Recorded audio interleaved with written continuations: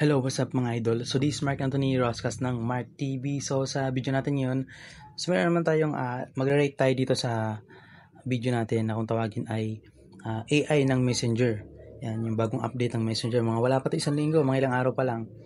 So yan, i-rate natin siya kung gaano siya kasulit gamitin. Yan. So, harapin natin. Start tayo. Pero pag hindi mo nag-subscribe, mag-subscribe ka na sa channel. Nag-upload ako mga itong video tungkol sa mga cellphone. Yan. Mga application. So, open natin yung Messenger. Siyempre, buksan natin yung data. Yan. Nakita nyo itong nakalagay is as Meta AI or search. So, pwede ka dito mag-search ng mga image or pwede ka rin mag-search dito ng mga details ng isang bagay or tao. Yan. Example, kunwari, aswang.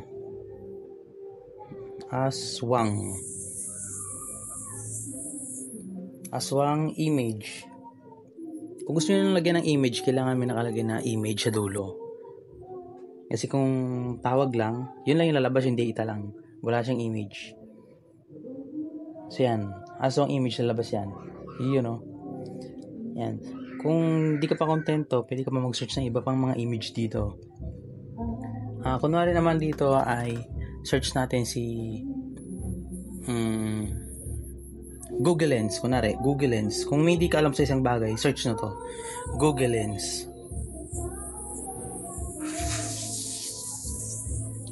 So yan, pinakita niya kung ano ang Google Lens. It's a powerful image recognition tools to yan. Identify object, provide information, yan.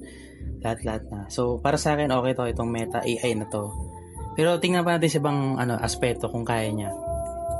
Pwede natin gawin dito paano maging vlogger. Yan. So kung Tagalog yung tanong mo, is Tagalog din yung sagot nila.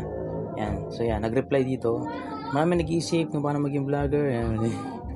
Mga hakbang sa So okay to. Pero mayroon dito ang napansin ako na hindi niya kayang ma-search. Example, lalo na kung yung social media ng isang tao, lalo na kung hindi sa Messenger. Kunwari YouTube, example. Mark, meron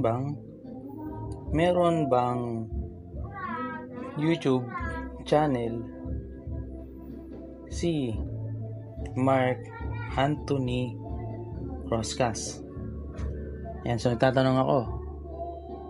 Tingnan natin kung kaya niyang ma-search. Double check natin Ayun, kulang pa lang spelling. Ulitin natin. Copy, ayusin natin. Kailangan maayos din ang spelling ninyo. Tulad ito, nagkamali ako. Kulang ng L, yung channel. Meron bang YouTube channel si Mark Anthony Roscas? So, click natin tong arrow. Hindi ko maaaring sabihin, yun lang. Kapag ganon, yan, hindi niya nasagot yung tanong ko. Ang gagawin natin is, nagbigay siya ng link dito. Ang link niya ay beng.com. So, click natin yan.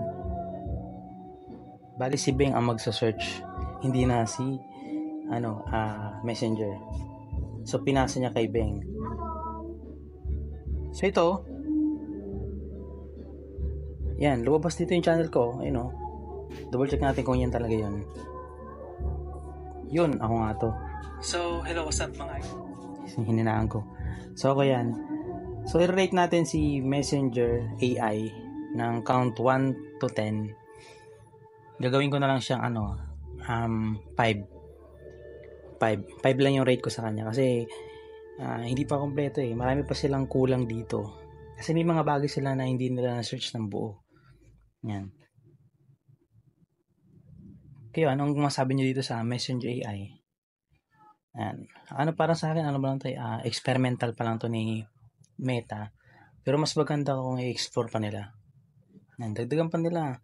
Maglagay sila ng mga bagay na hindi lang mahanap sa Messenger or Facebook, mahanap din sa YouTube.